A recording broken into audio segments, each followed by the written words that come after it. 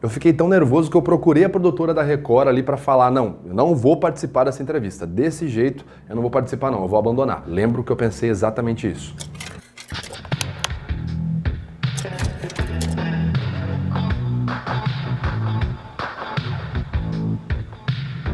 Fala aí pessoal, beleza? Meu nome é Vitor Santos, eu sou especialista em linguagem corporal, investigador profissional e perito técnico das microexpressões faciais.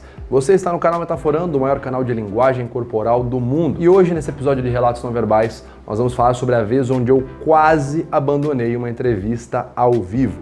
Um dos momentos mais tensos da minha carreira até hoje. E talvez você que vai ouvir essa história já tenha passado por algo parecido com o que eu vou relatar. Sabe quando você está muito nervoso, muito ansioso, começa a ter um monte de pensamento catastrófico, imaginar um monte de coisa que vai dar errado e você fica com vontade de fugir numa situação, eu não quero, quero ir embora, tal. Pois é, isso quase aconteceu comigo num dos dias mais tensos que eu já passei na minha carreira aí, em programas de TV, entrevistas, podcasts, enfim. Portanto, preste muita atenção no relato que eu vou contar, caso você tenha interesse algum dia em dar entrevistas, ir em podcasts ou simplesmente conversar com pessoas desconhecidas ou até mesmo ao vivo. Preste atenção nesse relato, que ele pode te ajudar. O ano era 2018. O canal Metaforando começava a ganhar cada vez mais representatividade, cada vez mais espaço na mídia.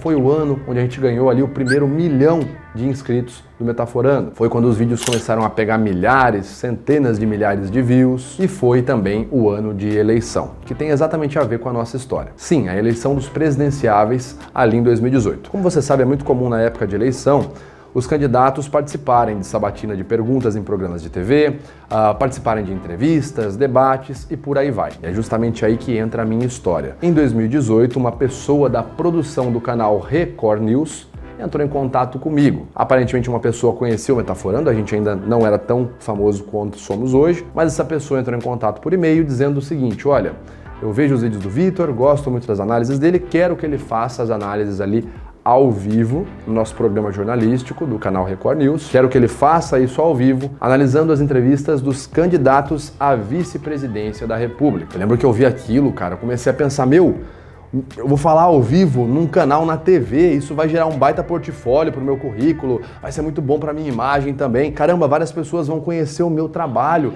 quantas pessoas vão passar a entender mais sobre o comportamento não verbal, sobre discurso, análise de discurso, meu Deus.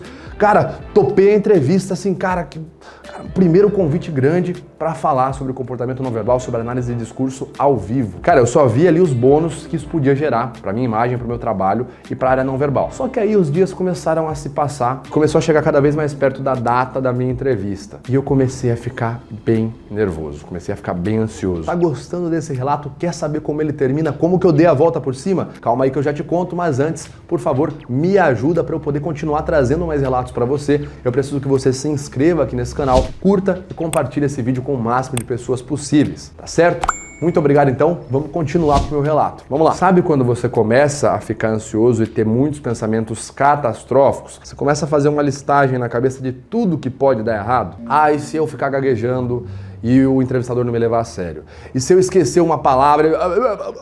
esqueceu o que falar. E se eu confundir um termo, falar um negócio ali que não era pra ter falado, e o pessoal ali no ao vivo, porque ao vivo não tem como voltar, o pessoal começar a dar risada, começar a me xingar nos comentários, o próprio entrevistador cortar, porque, putz, ele vai ficar muito bravo comigo se eu errar. E se no ao vivo, sei lá, eu tropeçar num cabo de uma câmera, derrubar uma câmera, você começa a imaginar tudo que pode dar errado. E eu lembro que eu fui ali pra São Paulo participar da entrevista com alguns pensamentos catastróficos rodando na minha cabeça. Só que ao mesmo tempo, eu lembro que eu tinha pequenos pensamentos seguros, tipo, não, tudo bem, mas eu vou falar sobre coisas que eu já ensaiei, né? Eu já falei sobre isso em palestras, em cursos, eu já li sobre isso, já estudei. Tudo bem, eu comecei a negociar na minha cabeça ali. Quando eu cheguei no estúdio, né, que eu vi aquela luz na minha cara, aquelas baitas luzes fortes, um monte de holofote ali, o pessoal andando pra lá e pra cá, som, o pessoal falando, olha, vai entrar no próximo bloco, tá? A hora que o entrevistador, Heródoto Barbeiro, um grande entrevistador, renomado jornalista na televisão brasileira,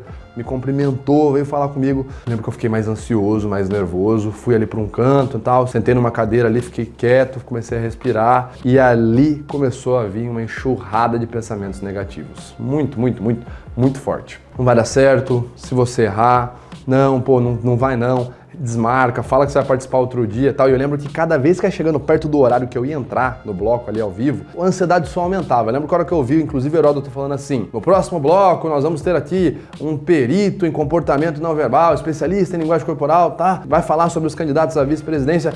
Cara, eu lembro que aquilo, meu coração disparou. Eu falei, não, cara, pô, não, que isso, não vou fazer isso não. Vai que eu gaguejo, vai que eu tropeço numa câmera, num cabo de câmera. Não, cara, não. Vamos ficar tranquilo, vamos voltar pra casa, outro dia a gente tenta, a gente vem com mais calma, respira. Não.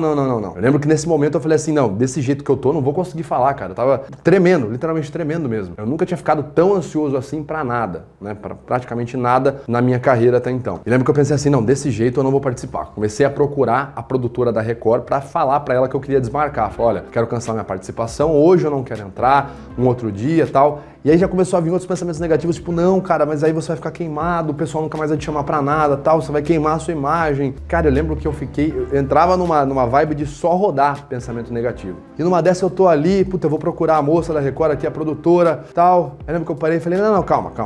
Foi o seguinte, senta.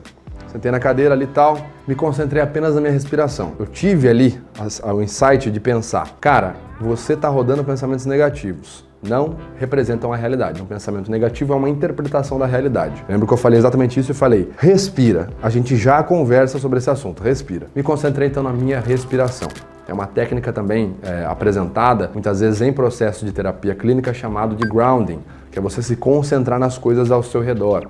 Você para, olha em volta, olha para as formas, para as cores das coisas ao seu redor e vai se concentrando no aqui e agora. Assim que eu fiquei mais calmo, o que eu fiz? Eu não pensei em nada positivo, não tentei me concentrar em pensamentos positivos, vai dar tudo certo, eu vou conseguir, vai ser tranquilo, não pensei em nada do gênero, não pensei em nada positivo, por quê? Quando você começa a ter pensamentos positivos do tipo, vai dar tudo certo, eu vou conseguir, quando você usa esses pensamentos positivos, você cria uma expectativa muito alta. E o que pode acontecer é o seguinte, você entrar ali na situação, começar a ter uma performance abaixo daquela expectativa que você criou, e ali no ao vivo você começa a fazer uma autoavaliação falando, caramba, eu não tô atingindo aquela expectativa que eu criei, não tá dando certo, olha, eu gaguejei uma vez, gaguejei duas, e você vai ficando cada vez mais ansioso do que se você não tivesse criado expectativa nenhuma. Então eu não comecei a pensar em nada positivo, não criei pensamentos positivos, tampouco fiquei dando vazão para os meus pensamentos negativos. O que eu fiz então? Eu comecei a ter pensamentos seguros, que eu fui descobrir depois de algum tempo que se chamam pensamentos neutros. Pensamento neutro, como o próprio nome diz, é um pensamento que ele não é nem positivo nem negativo, mas ele pode te ajudar a se sentir seguro. O pensamento neutro que eu tive naquele momento foi, olha, eu vou falar sobre coisas que eu já falei inúmeras vezes em cursos, para outros colegas estudantes da área não verbal e também já falei em palestra. Então não é nada que eu nunca falei antes, as explicações que eu vou dar. Isso é bom? É ruim? Não, é algo seguro. Eu tenho essa segurança aqui, eu sei que eu já falei sobre isso. Olha, eu tenho aqui a minha colinha, a minha prancheta de anotações e eu posso sempre olhar e ler a minha anotação. Eu não preciso ficar aqui tentando imaginar tudo que eu vou falar. Eu sempre vou poder olhar para a prancheta porque eu já sei que eu posso entrar com essa prancheta. Isso me foi permitido pela produção do programa. É bom? É ruim? De novo, é um pensamento neutro, mas que me dá segurança. Me concentrei nesses pensamentos seguros e aí eu criei então um objetivo. Vou entrar, vou participar do meu bloco até o final. Esse era meu objetivo. Meu objetivo não era entrar e falar bem, entrar e falar pra caramba, entrar e falar sem demonstrar nervoso, sem demonstrar ansiedade, não. Meu único objetivo era, vou entrar, falar o que eu preciso falar e sair. Era ficar até o final do meu bloco, só. Esse era o meu objetivo. Então meu cérebro automaticamente falou assim, peraí, Vitor, então quer dizer que se a gente entrar e ficar ansioso e gaguejar, der sinais de nervosismo, mas se a gente ficar até o final do bloco, tá tudo ok? Eu falei, sim, tá tudo bem. Mesmo que a gente entre e gagueje, dê alguns sinais ali de que a gente tá nervoso, se a gente ficar até o final do bloco, tá tudo certo. É só ficar até o final do bloco. Não é entrar e ter uma imagem fodão, não é entrar e falar tudo sem dar uma gaguejada, sem dar um sinal de nervosismo. É entrar e ficar até o final e sair. Quando eu criei esse objetivo, eu tirei um peso gigante das costas, meu cérebro falou, não, beleza, então beleza, nós vamos entrar aqui, vamos gaguejar, mas tudo bem, se é pra ficar até o final, a gente fica. Chegou então o momento, eu fui chamado para entrar ao vivo, entrei e comecei a falar. E aí algo muito bacana aconteceu. Inicialmente meu bloco era para durar apenas 8 minutos. Só que quando eu comecei a falar, obviamente eu comecei a ficar muito mais concentrado no assunto que eu estava falando, comecei a ficar cada vez mais relaxado, fui falando, no fim eu segurei tanto a audiência que ao invés de ser um bloco só, a gente foi para quase 3 blocos, né? Eu falei por 2 blocos e quase que eu falo 3. No que eu era para falar apenas 8 minutos, acabei falando por 20 minutos. consecutivos. Fui super elogiado pela produção do programa, recebi vários elogios também pela audiência, segurei a audiência ali por mais tempo, né? Tanto que foram me deixando falar por cada vez mais tempo. E além de tudo isso, o pessoal do programa gostou tanto e a audiência também, que eu fui chamado pelo resto daquele mês para toda semana voltar lá no programa e fazer as análises ao vivo, comentando ali ao vivo sobre os candidatos à vice-presidência. Claro que além disso tudo, além de ganhar o prestígio, né, televisivo, com os jornalistas, com a produção daquele programa televisivo, obviamente o meu trabalho cresceu cada vez mais. Por conta da participação nesse programa, eu repostei isso no meu canal e por conta de ter participado desse quadro, eu tive mais de 750 mil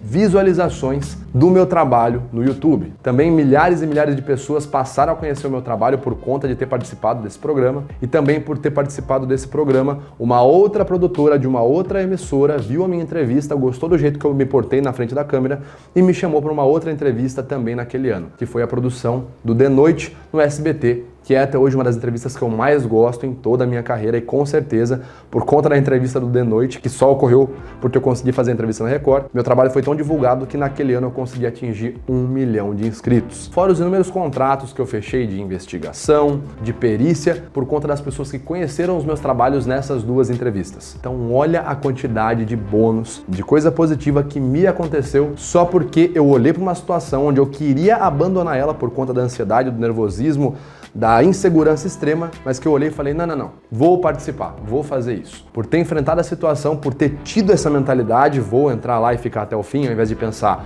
mas e se eu mandar mal? Dane-se, sabe? Meu trabalho não é mandar bem aqui, meu trabalho é ficar até o final do bloco, falar o que eu quero falar, tudo que eu quero falar e ir embora. É isso. Por conta dessa mentalidade, de ter ficado até o final, olha o tanto de coisa positiva que gerou na minha carreira. Bom, essa é a minha mentalidade até hoje. Às vezes eu fico um pouco mais ansioso no programa, às vezes eu fico um pouco menos. São pessoas que eu já conversei várias vezes, eu fico menos ansioso. Já falei para milhares de pessoas, já tive ali audiência de mais de 30 mil pessoas me ouvindo falar ao vivo. Já falei coisas super técnicas, teóricas, de ter que lembrar na memória algo super específico. Já falei ao vivo para mais de milhares de pessoas também em um palco, né, fisicamente ao vivo, vendo ali um mar de pessoas na minha frente, em palestras. E a minha mentalidade é essa até hoje. Eu quero falar as coisas que eu quero falar, meu objetivo não é mandar bem. Claro que quando eu tiro esse peso, eu acabo mandando muito bem, mas essa é a minha mentalidade até hoje. É assim que eu lido com entrevistas, podcasts, palestras e por aí vai, tá certo? Espero que esse relato tenha ajudado você. Se você gostou, já sabe, se inscreve aqui no canal, curte, compartilha também esse vídeo e manda para quem você acha que precisa falar ao vivo, que vai precisar conversar com outras pessoas ou com quem você acha que sinta